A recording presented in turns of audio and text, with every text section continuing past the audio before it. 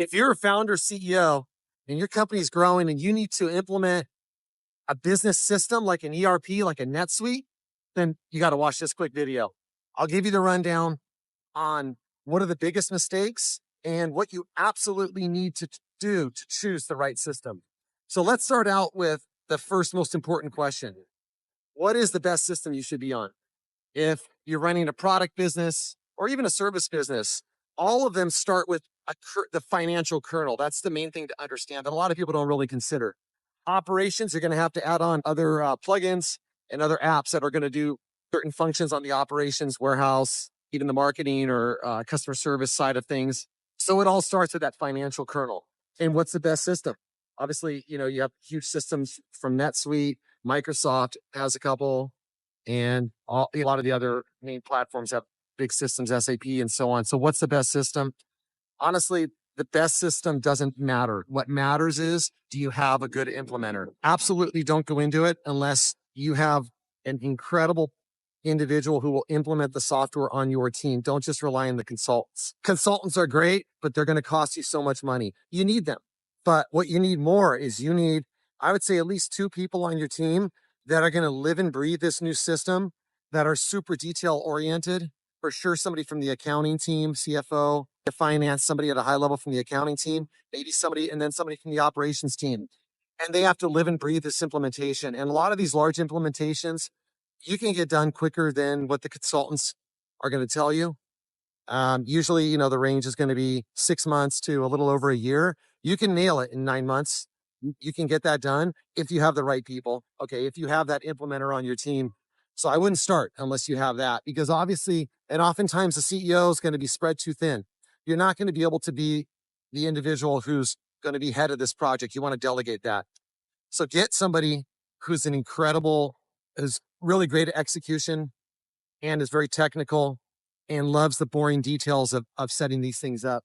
The second thing I would say is, don't implement all the pieces of the ERP at once. Okay. Obviously, if you're doing NetSuite, you're going to do that implementation. But when it comes to things like the WMS and other add-ons that can be actually more expensive than your main ERP, I would advise that you go for a less expensive and simpler implementation initially, because I've seen too many people spend millions of dollars on overly complex systems that they didn't need and that don't speed up their workflows that much.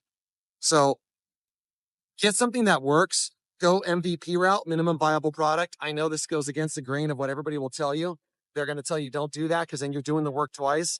But the thing is, you can get to MVP, something that works good for your system. If you're running a warehouse, something that works great, you can get to MVP really quick. Or you can spend millions of dollars and be working on it for over a year and find out that other problems pop up or that you don't get the efficiencies that you hoped for. So I take a different view on that. But I take the view of a business owner. Okay. You can't spend for perfection. And that's what consultants often will quote out.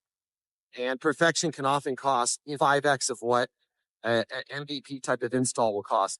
And the final thing I would say is, then, as the owner, as the CEO, as the founder, you need to walk the floor and you need to look at all the processes. A lot of times these things are not optimized for speed. I remember one time we did the install in our warehouse, and our previous system, I had optimized it for speed. Now, of course, it didn't have the best tracking, and I couldn't do some of the things in the past on our system that our new NetSuite system with the beautiful WMS was going to do, but it was fast, and I like fast. I like to be able to ship a product in just a couple of clicks. And when the new system was put in, it was taking us, I think we were over 10 clicks, 10 clicks, with the scanner, and you got to click this and you got to click this and you got to select that. And there's all these screens you had to go through. And I looked at it, and, my warehouse team was doing it, but I looked at it. I wouldn't want to do that job. That was ridiculous. That was redundant. We're wasting time. And they were just doing it because they were told this is the way you had to do it. But we went from 2 or 3 clicks to like 10 clicks. Anyways, the team went to work on it, and we made this thing super efficient over the next couple of weeks. Maybe it took a little over a month to get it down to just a few clicks, and actually it was faster. And now we're scanning serial numbers and keeping track of way more customer information than we had previously. So our system was way better. And it wasn't that expensive. Okay. And I think we were using a WMS called RF Smart for reference.